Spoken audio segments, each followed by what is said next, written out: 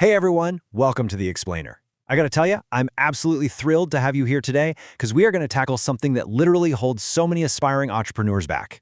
Today, we are laying down the ultimate A to Z guide for legally setting up an import-export business. We're gonna strip away all the confusion, demystify the alphabet soup of acronyms, and give you the exact legal blueprint you need to get your business off the ground with total confidence. All right, picture this. You've been hustling, you're doing your research, and boom, you finally find a buyer in Dubai, and they are ready to drop a massive order. We're talking $10,000. You've painstakingly selected the perfect product, the pricing is locked in, and the whole shebang looks absolutely flawless. You can practically feel that money hitting your account. But then, right at the finish line, your buyer sends you a very simple message. They ask, please share your IEC number. And suddenly, your stomach just drops. You're thinking, wait, what on earth is an IEC? Or, imagine the flip side. You're trying to import goods and your shipment gets endlessly delayed at customs just because you missed one single registration. It is incredibly frustrating. So many people get fired up about the idea of an import-export business, but they totally freeze when it comes to the legal requirements. Well, the great news is that this process is really not that complicated once we break it down together. So let's fix that right now.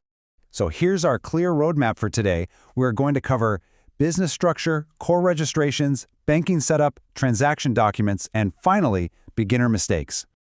All right, Chapter 1, Choosing Your Business Structure. Right off the bat, a foundational question comes up. Do you actually need to register some massive private limited company to start trading internationally? The answer is a resounding no. You definitely have options here. You can absolutely kick things off as a sole proprietorship, a partnership firm, an LLP, or a private limited company. If you're just starting out as a local spice trader operating as a sole proprietor, you can still legally apply for the necessary codes and start exporting your products. A ton of the most successful exporters out there started exactly like that before scaling up. Moving right along to Chapter 2, Core Import-Export Registrations. Okay, let's unpack this alphabet soup, starting with the big one, the IEC, or Import-Export Code. This guy is issued by the Directorate General of Foreign Trade, commonly known as the DGFT, which regulates India's foreign trade. You can basically think of the IEC as your mandatory business passport. Seriously, without this passport, you generally cannot clear customs, conduct international trade, or handle foreign currency transactions. Whether you're exporting a batch of Indian turmeric powder to Dubai or importing heavy machinery from Germany, you've got to have this passport. Now here's a critical distinction to make. Do not mix up trade compliance with tax compliance. It's super easy to confuse your IEC with your GST, or goods and services tax, but they are completely different animals. Your IEC is strictly for customs and foreign trade, right? GST, on the other hand, is what helps your business maintain proper domestic tax records. Like say you're a textile exporter selling garments internationally, you'll still need GST compliance for your day-to-day business operations at home. The golden rule here? Always consult a qualified tax professional or chartered accountant to sort out your specific GST situation. Oh, and there's one more registration to keep on your radar. The RCMC, or Registration Cum Membership Certificate. Now, this one is optional in certain cases, but getting a membership with relevant export promotion councils is a real game changer. It is incredibly beneficial because it unlocks industry support, crucial trade information, and some absolutely fantastic buyer-seller networking opportunities to really help promote your exports. All right, Chapter 3, Setting Up Your Banking. Look, getting paid smoothly is the ultimate goal, but there is a major trap you need to avoid. Do not rely on your personal savings account. Trying to receive international export payments into a savings account is going to cause massive operational difficulties. International payments are business transactions, pure and simple. You need a dedicated business current account. It looks way more professional, it makes your accounting a breeze, and it gives you access to the specialized banking services tailored for exporters that literally form the financial plumbing of your business. And once you've got that current account set up, you need an AD code. That stands for Authorized Dealer Code. This is a code issued directly by your bank. Why does it matter so much? Well, because export proceeds have to flow through proper banking channels. Let's say you export goods to the United States. That AD code acts as a vital bridge. Customs and the banking system use this code to connect that specific export transaction directly to your bank account, making sure your hard-earned money actually lands exactly where it's supposed to.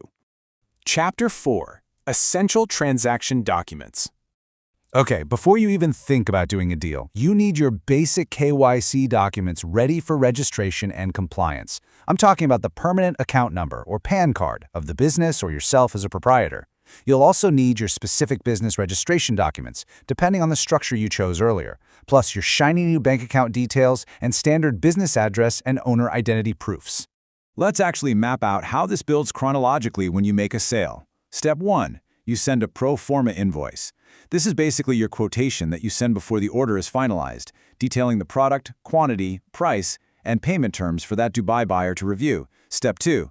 Once they confirm and you ship the goods, you issue the commercial invoice. That's your official final bill. And step 3 is the packing list. This is super detailed, showing exactly how those, say, 100 cartons of turmeric are packed, weighed, and measured. Next up, we have the crucial shipping documents. If your cargo is traveling across the ocean by sea, you use a bill of lading. This one is incredibly important. It's your evidence of shipment, and it's literally your cargo ownership document. Without it, international shipping is practically impossible. But if you're sending product samples by air instead, you'll use an airway bill. Finally, a lot of customs agencies require a certificate of origin. If your turmeric was produced in India, this document legally confirms its Indian manufacturing origin. And please, whatever you do, do not forget the insurance certificate. This document just confirms your shipment is covered. Look, international transport can be wild and unpredictable. If your goods are unfortunately damaged in transit, this insurance coverage is what will help reduce your financial losses. It prevents a simple accident from turning into a total business nightmare. Chapter 5. Avoiding beginner mistakes. To wrap things all up, I want to play mentor for a second and steer you clear of the common pitfalls that constantly trip up excited but totally unprepared beginners. Here are 5 perfectly avoidable mistakes. Mistake 1. Starting business activities without actually taking the time to understand the documentation we just went over. Mistake 2. Skipping those banking requirements and trying to use a personal account. Mistake 3. Sending out quotations without truly understanding international trade terms. Mistake 4. Keeping messy, incomplete records. And mistake 5. Trying to do it all yourself and not consulting professionals, like a CA, when you need specialized tax help. To prove how achievable this all is, let's look at a typical beginner setup. Suppose a guy named Rahul wants to export spices. He can absolutely do it, and his setup would look exactly like this. He operates as a simple sole proprietorship. He's got his PAN card. He opened a proper business current account. He secured his IEC from the DGFT.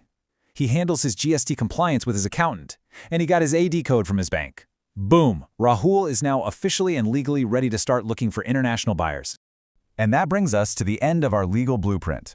In our next explainer, we are going to tackle what is arguably the absolute best part of international trade, product selection, and finding the right buyers. Because honestly, getting legally set up is just the starting line. Finding someone to buy your goods is where the real business starts. So I want to leave you with this to think about. Which product would you like to export in the future? Let that spark your curiosity, and I will catch you in the next explainer.